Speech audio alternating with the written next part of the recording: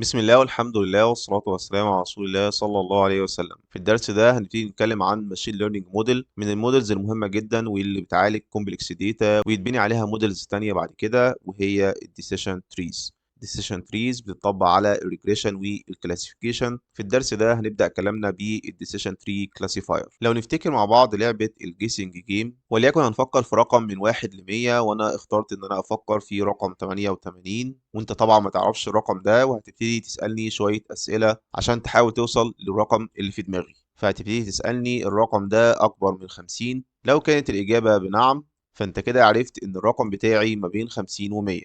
لو كانت الإجابة بلأ، فأنت كده عرفت إن الرقم بتاعي ما بين الواحد والخمسين. فدلوقتي أنا هجاوب وأقول نعم، فالرقم أكبر من 50. فأنت هتبتدي تسأل سؤال تاني: يا ترى الرقم أكبر من 75؟ طبعا احنا بنحاول نوصل بأقصر الطرق، فاحنا بنسأل عن نص المسافة ما بين ال50 وال100.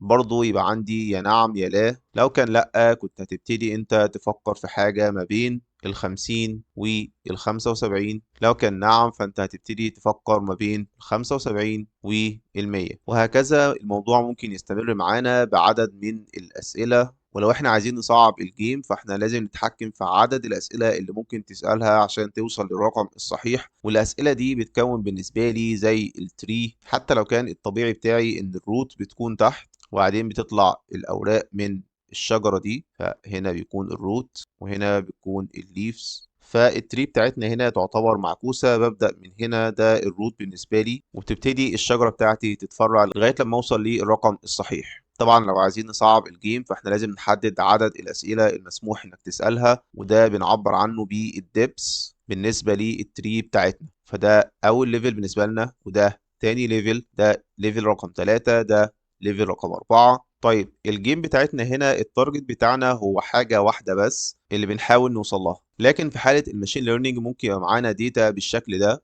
الداتا عبارة عن فيتشرز وتارجت. الفيتشرز عبارة عن ظروف الجو، الاوتلوك والتمبريتشر، هيوميديتي، الويندي، وبنبتدي نشوف بناء على الفيتشرز دي بلاي تنس اور نوت. طبعا دي هيستوريكال داتا، فانا معايا التارجت فعلا في الظروف دي تم اللعب او ما تمش. وانا عايز ابني الديسيشن تري بتاعتي عباره عن شويه اسئله هسالها تخص الفيتشرز، وفي الاخر بتوصلني للتارجت بتاعي. خلينا نبدا بسؤال عن الاوتلوك. ممكن اسال اوتلوك ويطلع عندي من الشجره بتاعتي sunny overcast rainy. هيطلع عندي 3 تفريعات، لكن في الحقيقه بنفضل ان الاسئله بتاعتنا تكون الاجابه بتاعتها true or false. فانا هسال الاوتلوك صني، فهنا هتبقى عندي اجابه بيس اور نو. طيب خلينا نفكر الاول في حاله الصني كان عندي كام مره في بلاي تنس يس ونو، وفي حاله النوت صني كان عندي التارجت بتاعي كام مره يس. او في الاول خلينا ان جنرال كده، عندي كام واحد يس وكام واحد نو. هنلاقي عندنا 9 يس و5 نو. طيب لما قسمنا الداتا بتاعتنا للصاني اوتلوك والنوت صاني، معانا 5 صاني و9 نوت صاني. طيب الخمسه دول كام واحد فيهم بلاي وكام واحد نوت بلاي؟ هنلاقي معانا ادي 1 2 3 نوت بلاي. فلو هنا بنقسم على البلاي يس ولا نو، معانا 3 نوت بلاي و2 يس.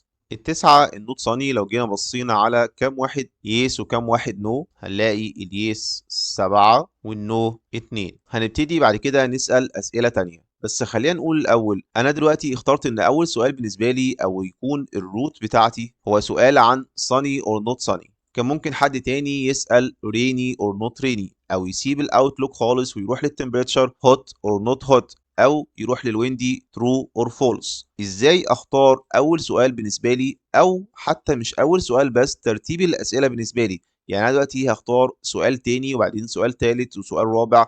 همشي في البرانش ده شويه وهمشي في البرانش ده شويه. واحنا بنشرح دلوقتي على الداتا الترتيب مش هيكون مقصود، لكن اكيد الموديل بتاعي لما يجي يتعلم من الداتا لازم يكون عنده ستيبس معينة واستراتيجي معينة بيرتب بيها أولوية الأسئلة، وإيه أقصر طريق يوصله للتارجت بتاعه. فخلينا نكمل أسئلة عشان نوضح الفكرة العامة، لكن خلينا متفقين إن الترتيب اللي هنمشي بيه مش شرط يكون أفضل طريق. ترتيب الأسئلة مش هيكون أفضل ترتيب. بعد كده هنتعرف على الاستراتيجي اللي الموديل بيحكم بيها على أفضل سؤال في كل ليفل عشان يقسم الداتا بشكل أفضل. طيب خلينا ناخد البرانش بتاع الصني اللي كان فيه 2 يس و 3 نو، ونحاول نستكشف كده ايه اللي ممكن يميز اليس عن النو. لو خدنا التمبريتشر وابتدينا نشوف، لو سألنا سؤال هوت اور نوت، هنلاقي هنا مع الصني في 2 نو، وعندي 3 نوت هوت فيهم واحدة نو و2 يس. زي ما قلنا ممكن ما يكونش افضل سؤال، لكن خلينا نسأل السؤال ده. هسأل هوت تمبريتشر، برضو هنا عندي هيبقى يس او نو. ونركز ان احنا ماشيين في البرانش بتاع الصني، فاحنا الاسئله بتاعتنا على الخمسه الصني اللي عندنا، فاليس هنا بتعبر عن صني اند هوت. فالصني اند هوت معانا ادي واحد اتنين بس من الخمسه بتوعنا، فيهم اتنين صني اند هوت، التلاته الباقيين صني اند نوت هوت. لو بصينا في كل برانش جديد عندي بلاي يس ولا نو، هنلاقي ادي الاول والتاني الصني والهوت الاتنين نو، طبعا زيرو يس. فهنا بالنسبه لي البرانش ده اتقفل، وبسمي دي ليف، او ان انا وصلت للتارجت بتاعي ان هو نوت بلاي. يبقى من ال 14 انستنس اللي عندي في الداتا سيت، لما ابتديت اقسمهم ورحت للصني اند هوت، طلع اتنين منهم والاتنين نوت بلاي. يبقى حاله الصني اند هوت التارجت بتاعي دايما نو. طيب خلينا نكمل صني اند نوت هوت. فكده معانا هنا ادي واحد اتنين تلاتة، التلاتة فيهم واحد نو واتنين يس. لو حبيت ان انا اوقف اسئلة عند الليفل ده وعندي هنا اتنين يس وواحد نو، او لو في حالة تانية عدد اليس اكبر بشوية واضحين عن النو، فانا ممكن اخد قرار ان التارجت بتاعي في حالة ان هو صاني نوت هوت يكون التارجت يس. لكن دلوقتي احنا عايزين نوصل للشكل ده اللي هو بنسميه البيور ليف،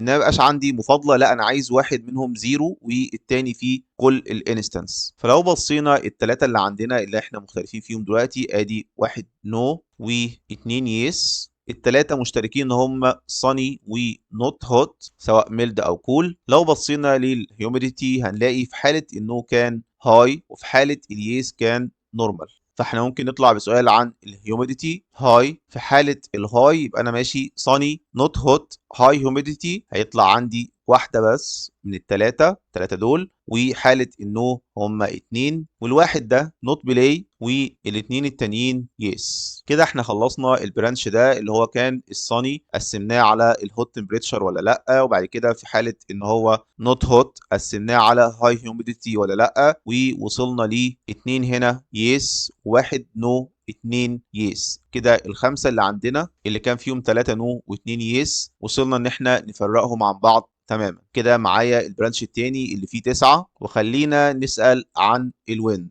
في حالة النوت صني، وبنسأل عن الترو ويندي. معانا ادي واحد اتنين تلاتة اربعة، يبقى كده الفولس معانا خمسة من غير ما نعدهم، كان معانا تسعة منهم أربعة ويندي، هيتبقى الخمسة نوت ويندي. طيب الأربعة دول هنلاقي فيهم اتنين نو واتنين يس. لو بصينا على الخمسة الفولس هنلاقيهم كلهم يس، يبقى كده برضو البرانش ده بالنسبة لي خلاص وصلت للليف. هاخد قرار التارجت بتاعي دايما هيكون يس. باقي لي الأربعة دول اتنين يس واتنين نو، محتاج إن أنا أقسمهم. فممكن نرجع تاني للأوتلوك ونسأل ريني ولا لأ. ناخد بالنا احنا واخدين البرانش بتاع النوت صاني وويندي، فدي معانا واحد ريني واحد لأ، وادي واحد لأ، وادي واحد ريني. معانا اتنين ريني واتنين نوت ريني. هنلاقي الريني كان نو، نوت ريني كان يس، نوت ريني كان يس، الريني كان نو. فهنلاقي هنا الاتنين يس نو بلاي، والاتنين النو يس. وبكده هنكون خلصنا ال 14 اللي عندنا. ولو بصينا على الدبس اللي احنا مشينا بيه هنلاقي ادي اول ليفل من الاسئله، تاني التالت، فالدبس بتاعنا هنا كان 3. ممكن كنت اسال اسئله بشكل مختلف، ممكن الفلو بتاع الاسئله يخليني احتاج دبس اكتر او دبس اقل. ايه اللي بيحكم بالنسبه لي ايه اول سؤال، وايه ترتيب الاسئله، وايه افضل سؤال؟ ده اللي هنعرفه الدرس الجاي ان شاء الله.